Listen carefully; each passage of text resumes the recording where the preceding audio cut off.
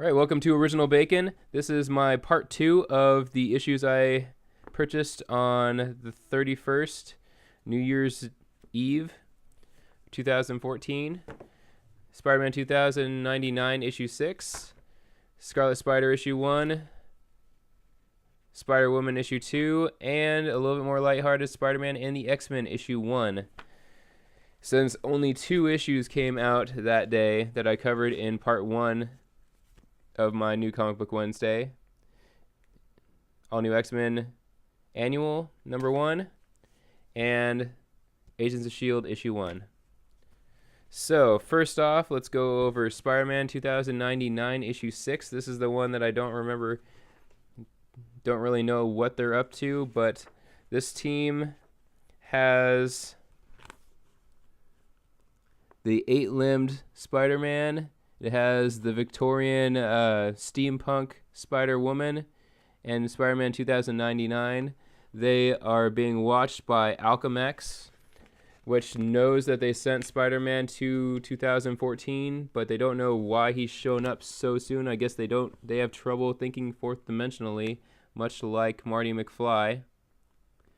But they were going to take the night off, but now they know that Spider-Man's back. And now they have to figure out a way of getting rid of him. Spider-Man is talking to his brother. He goes to thinking that his brother's house is going to be a safe house to basically collect their thoughts and figure out what they're going to do next and hide from the hunters. And they're hiding from the hunters, and Ben Reilly, I believe is his brother's name, is shaking hands with the new Spider-Man and kind of flirting with the Victorian Spider-Woman right when the hunter shows up. I really like the 8-limbed Spider-Man, but it's unfortunate that he tries to buy them some time and dies just right there. And his body is thrown out the window right there. Meanwhile, Spider-Woman tries to buy them some time, and it is revealed that she does not have the spider powers whatsoever, but she has a lot of technical devices, and she has the spirit of a spider, but she is not genetically altered. So Ben Reilly ends up blasting the hunter with this gun, saving the Victorian spider steampunk girl, and she gives him a kiss and leaves. And the police catch up to Merlin, and he obviously doesn't have to deal with them, but he decides to take out his anger of losing the spiders on them. Spider-Man shows up, and since Alchemax is working with the police, tells Alchemax to open up a certain room in the Alchemax building, and apparently they know what he is planning. As they race towards the building with all haste, with the hunter at tow, still fighting and trying to get to the building. They start getting towards the building, and the door is open, and Spider-Man kicks him in there, and apparently it's an electric field that was able to hold Venom 2099, and it is revealed that he is not going to be leaving anytime soon, but if we know anything about the hunters, that he's going to be able to break free really soon, although the next issue shows them dissecting him. So we'll find out on Spider-Man 2099 issue 7. Next we have the clones are trying to destroy the clone world, or find out where the clones are being made that are redeveloping the hunters every time that they kill a hunter. And so they've sent the clone Spider-Man to take out the clones. We have Jessica Drew, the clone of Peter Parker from the Ultimate Universe. We have Ben Reilly, Scarlet Spider number 1, I believe. And we have Kane, Red Scarlet Spider. they are trying to infiltrate. I really like the artwork of this series. It's really cool. And they basically get into the building where all the clones are right off the bat. They are on the world where all the clones are made. But they need to find out a secret way of doing everything, because apparently they were given a device by the Superior Spider-Man, the one with Doc Ock's brain. And they were given these devices that make it so that the hunters can't sense them, but it doesn't make them invisible. But although Kane has a suit that makes him invisible. And so Kane ends up stealing some medical garbs, I forget what they're called, but basically makes it so that they can pretend like they are patients and get around the hospital. But they find out that all the hospital people, all the people that are at the hospital, are clones except for the doctors. And they end up getting found out by a doctor, but he ends up getting webbed to the ceiling. And they need to get their suits back so that they aren't fighting nude. And Jessica Drew does not want to have her photo on the Daily Bugle web's page fighting naked. And Jessica Drew finds out what makes the different Spider-Men so powerful. Ben Reilly has been, in his universe, took over for Peter Parker when Peter Parker died. And he's been Spider-Man for a very long time, so everything he does is instinctual. Kane is full of rage, and all of his movement is rage. And she hasn't really been Spider-Woman, or as she's called now, Black Widow, for too long. So she is basically watching them and moving when she sees an opportunity, because she doesn't have the instincts or the rage that they do. And they find out Iron Man is on this world, so Ben Reilly is taken by surprise, and he tries to get Iron Man to join their side, only to get blasted because he works for Alchemex, or the company who is making all the clones. This guy right here.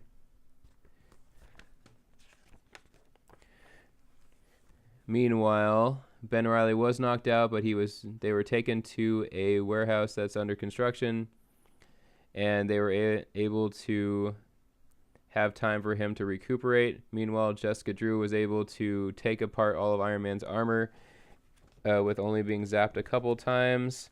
And then they decided to Kane showed some restraint and waited for Ben to wake up so that they can interrogate Tony Stark to find out what he knows about the planet and find out where the clones are. And it's found out that the clones are being manufactured out of the Baxter building.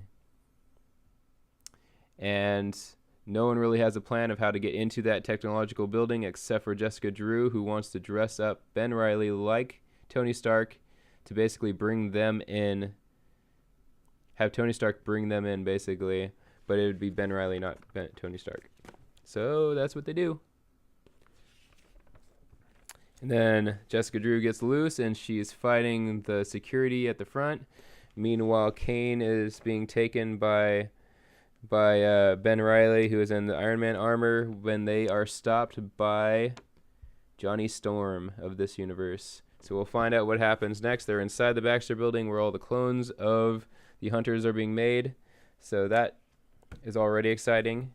Next we have Spider-Woman issue 2. So far we found out that Spider-Woman has basically handed over Silk's protection to Gwen Stacy and Anita. I think it's Anita, the other Spider-Woman of Earth 616. But little does she know that Silk has ran away, but she got found by some hunters who are pursuing her through the different dimensions.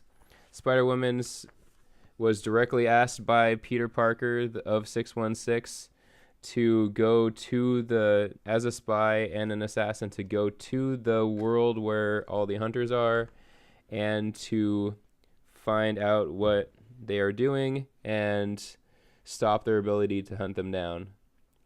Jessica Drew finds out that there is basically a clone of her on this world that is working for the hunters, and she is viewed as basically a princess, and everybody likes her and pays tribute to her and gives her lots of clothes and anything that she wants. She gets kidnapped by some pirates, thinking that she is that world's Jessica Drew. And she finds out that they have a deal where she gets the pick of the pirate booty that they get. Meanwhile, the Jessica Drew of that world is walking around, and this little boy tries to give her a owl that his mom's been working on for 2 weeks, and her guards end up basically beating up this little boy and destroying the clock because he touched her back, trying to get her attention to give her the owl.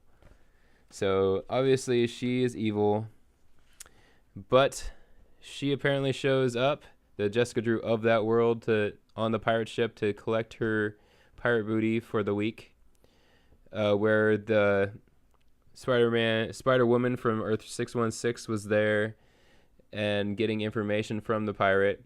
And she used her pheromones. Apparently she has pheromones that can make a man do anything that she wants, and makes him basically forget that she was there so that the other Spider-Woman doesn't catch on. And she swims away and jumps off the boat. Meanwhile, Silk is jumping through multiple dimensions, being pursued by the hunting twins. And then she gets found out that she is on a Jeep, blows up, basically catching off guard, and then the twins are talking about who damaged her, and while they were arguing amongst themselves, she slips away through their own portal that they got there through. So now she is stuck on their home world. Meanwhile, Earth 616 Jessica Drew is being a spy, and she is infiltrated the mansion that the hunters live in. And the Jessica Drew of that world is convincing a slave to steal some wine for her that she wants to drink by herself, and only for that reason, and knowing that he is going to get 60 whipping lashes for stealing that bottle of wine for her. And then the twins show up, all ticked off that they lost Silk and that she's on their world and they can't find her.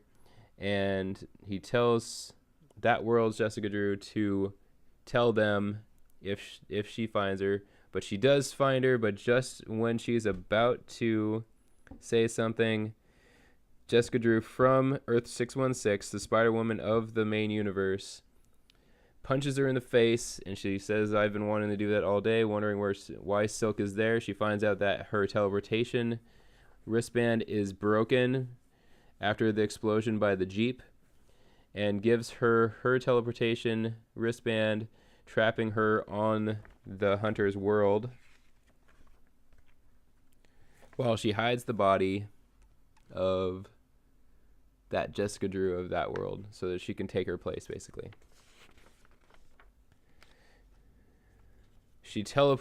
Silk ends up teleporting to a barren world that apparently was destroyed basically after an atomic war, where she finds out that the hunters cannot go to that world because their bodies can't withstand the radiation, and one of the twins is almost killed, but Silk seems to be fine. We'll find out how fine she is in the next issue.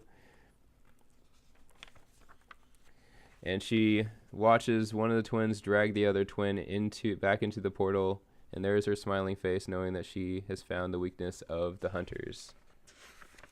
Meanwhile, we find out that Earth 616 Jessica Drew has put the body of the evil Jessica Drew from the hunter's world into a treasure chest, and is paying the pirates to basically keep her, to sail off and keep her at sea for 2 days in the chest, while she takes her place, and she bows before Merlin, only to find out that she is actually Merlin's lover.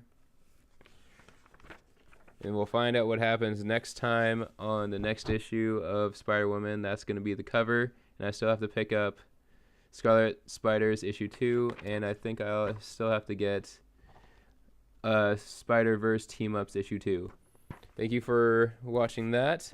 And on a lighter note, we have Spider-Man X-Men issue 1. In this issue, we find out that part of Wolverine's will was that Spider-Man come to the X-Men mansion and become a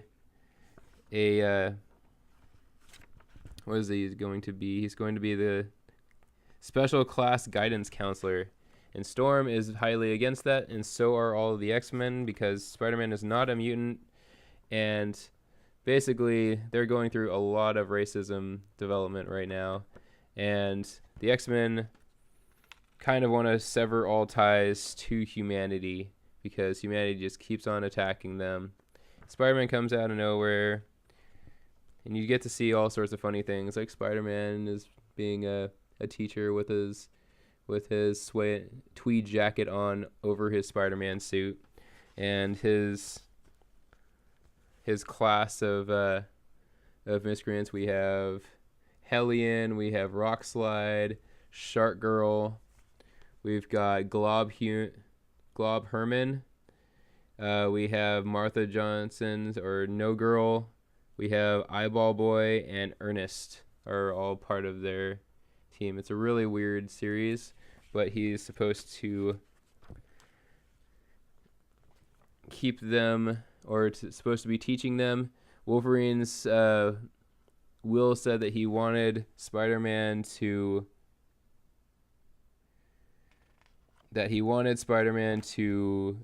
become a teacher at the school, and basically because Wolverine had a sneaking suspicion that one of these kids in the special class were working for an enemy, and he was supposed to find out who. He ends up going into the danger room because that's the only way that they will learn from him, because they found his teachings boring. Rockslide ends up punching Spider-Man into one of the robots that was built specifically to fight Colossus, and Spider-Man's able to get out of it.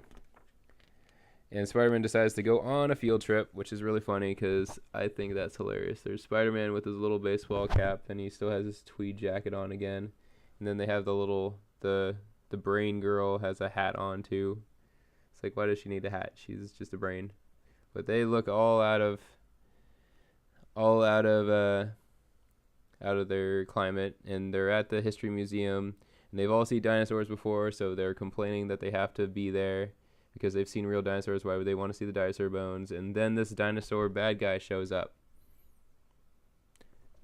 and his name is Stegoron, and he's attacking there, and he's trying to take out the X-Men because the X-Men have enemies in the Savage Land, and apparently mostly I think his name is Sauron. I'll figure out his name a little bit later. But Spider-Man tries to take him on, and he ends up getting dragged everywhere and gets trapped underneath some dinosaur bones, and they all end up getting kidnapped. And Spider-Man wakes up and finds out that the Shark Girl was actually the person who was working for the bad guys. So he messed up. And apparently they're making Staten Island into the new Savage Land, because I guess he wants to expand his reign as basically the king of the Savage Land. Fun little story, especially since in this series you're basically seeing X-Men basically die constantly. All of your favorite X-Men from cartoon series and different series, and then this comes along. It's just a little happy, little fun series, little Spider-Man series. And next time we're going to go over some issues that I bought on part 3.